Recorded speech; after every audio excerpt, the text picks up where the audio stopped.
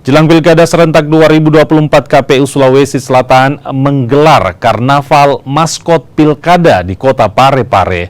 Maskot pilkada di semua kabupaten dan kota di Provinsi Sulawesi Selatan ditampilkan pada warga.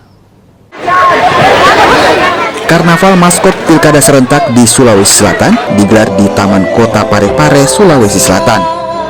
24 kabupaten kota di Sulawesi Selatan ikut ambil bagian memeriahkan karnaval maskot yang baru pertama digelar ini.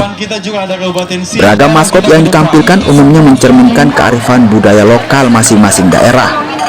Salah satunya maskot pilkada dari Toraja Utara bernama maskot Upe. Maskot terinspirasi dari tumbuhan seperti talas yang ada di daerah tersebut. Maskot Upe mempunyai filosofi pikiran jernih.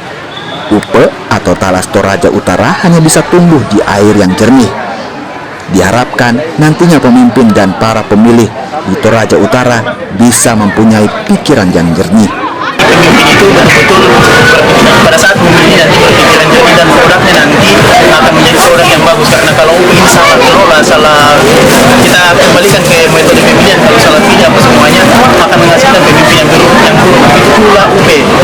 Jadi UP ini kalau tumbuh dari sembarangan dia tidak akan maksimal tumbuhnya dan mungkin akan mati. Seperti itu filosofinya kenapa kami ambil itu sebagai maskot untuk pemilihan kepala daerah di daerah periode 2022. Selain menggelar karnaval maskot pilkada, KPU Provinsi Sulawesi Selatan beserta KPU Kabupaten Kota juga menggelar pameran.